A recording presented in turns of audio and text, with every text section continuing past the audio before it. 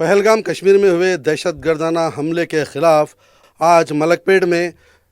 رکن اسمبلی احمد بلالہ کی قیادت میں ہزاروں افراد روڈ پر نکل کر قومی یکجہتی کا ثبوت دیتے ہوئے کینڈل مارچ کیا۔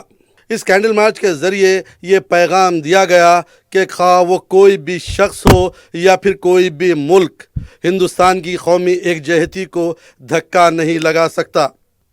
رکن اسمبلی احمد بلالہ نے کہا کہ پاکستان ہو کہ خواہ کوئی اور ہندوستان کی قومی یکجہتی کو دھکا نہیں لگا سکتا۔ اس کینڈل مارچ میں ہندو، مسلم، سکھ، عیسائی، خواتین، مرد سب موجود تھے۔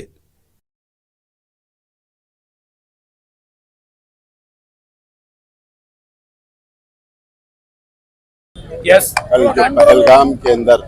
جو واقعہ دہشت گردانہ ٹیررسٹ اٹیک جو ہوا ہے،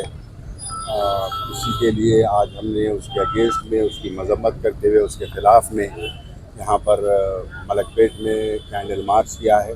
تمام ہمارے ہندو بھائی، جین بھائی، کرسچن بھائی، مسلم بھائی، مولانا ہمارے پنڈت لوگ سب مل کے یہاں پر ہم نے یہ ریلی نکالی ہے کینڈل مارچ کہ اور ان کی تائید میں کہ جو لوگوں کو پرسہ دینے کے لیے کہ جو لوگ وہاں پر شہید ہوئے ہیں، مارے گئے ہیں، جو دہشت گردوں نے جو وہاں پر اقدام کیا ہے، یہ ایک بہت ہی غلط اقدام ہے۔ آج ہمارا پڑوسی ملک پاکستان یہ سمجھتا ہے کہ ہمارے پاس اس قسم کے حملے کرا کر بھارت کے اندر جو یکجہتی ہے اس کو متاثر کرنے کی کوشش کی جا رہی ہے۔ انشاءاللہ ان لوگ اس کے اندر ناکام ہوں گے۔ یہ صحیح موقع ہے حکومت ہند کو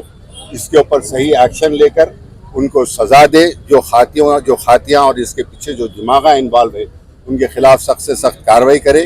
اور ساتھ ہی ساتھ ہم یہ بھی دعا کرتے ہیں کہ جو لوگ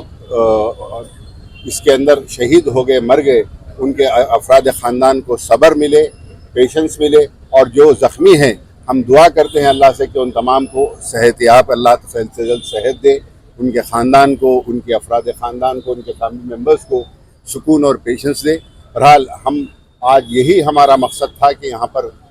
کینڈل مارچ نکال کر اس ایکٹ کے اگینسٹ میں we all are standing against that act, اور جو لوگ اس کے اندر متاثر ہیں، جو مرے ہیں، جو زخمی ہوئے ہیں، ان تمام کے ساتھ ہم ٹھہرے ہوئے ہیں۔ یہ میسیج یہاں سے ملک پیٹ سے نکل کر پورے حیدرآباد، پورے تلنگانہ، پورے ہندوستان میں جائے گا، اور ہم سب مل کر اس کی مذمت کرتے ہیں اور اس کے خلاف ہم نعرے بھی دیتے ہیں۔ لشکر طیبہ مرد آباد، لشکر طیبہ مرد آباد، پاکستان مرد آباد، شکریہ۔